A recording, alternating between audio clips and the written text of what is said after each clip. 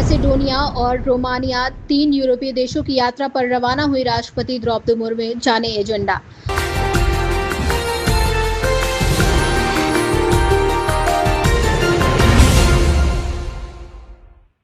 राष्ट्रपति द्रौपदी मुर्मू मध्य और पूर्वी यूरोप के साथ द्विपक्षीय संबंधों, व्यापार और प्रौद्योगिकी सहयोग को मजबूत करने के उद्देश्य से मोल्दोवा, उत्तर मैसेडोनिया और रोमानिया की ऐतिहासिक यात्रा पर रवाना हो गई हैं।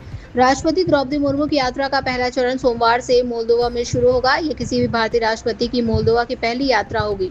मुर्मू मोल्दोवा के राष्ट्रपति मैया सैंडू के साथ द्विपक्षीय और प्रतिनिधिमंडल स्तर की वार्ता करेंगी। इसके अलावा वो मोल्दोवा की संसद के अध्यक्ष इगोर ग्रोसू से भी मुलाकात करेंगी।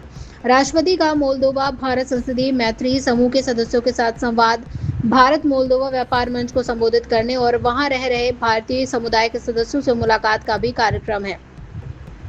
राष्ट्रपति की ये यात्रा महत्वपूर्ण साबित होगी तथा द्विपक्षीय संबंधों को व्यापक साझेदारी के नए स्तर पर ले जाएगी। बयान में कहा गया है कि कृषि, स्वास्थ्य सेवा, औषधि उद्योग, सूचना प्रौद्योगिकी और शिक्षा जैसे क्षेत्रों में दोनों देशों के बीच पारस्परिक रूप से लाभकारी सहयोग की व्यापक संभावनाएं हैं।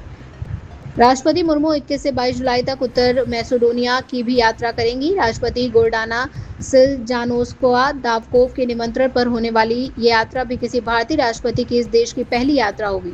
उत्तर मैसेडोनिया में राष्ट्रपति मुर्मू अपनी समकक्ष राष्ट्रपति सिल्जानोस्का दावकोवा के साथ द्विपक्षीय वार्ता करेंगी। इसके अलावा वो प्रधानमंत्री क्रिस्टिजन मिकोस्की, संसद के अध्यक्ष से मुलाकात करेंगी तथा उत्तर मैसेडोनिया की संसद को संबोधित भी करेंगी।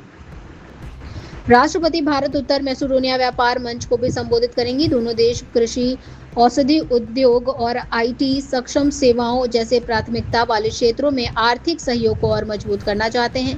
विदेश मंत्रालय के सचिव सीबी जॉर्ज ने शुक्रवार को कहा कि 3 देशों की यात्रा मध्य और पूर्वी यूरोप के साथ भारत के बढ़ते जुड़ाव को प्रदर्शित करेगी और इस क्षेत्र के देशों के साथ अपनी साझेदारी को मजबूत करने के हमारे संकल्प को फिर से दोहराती है।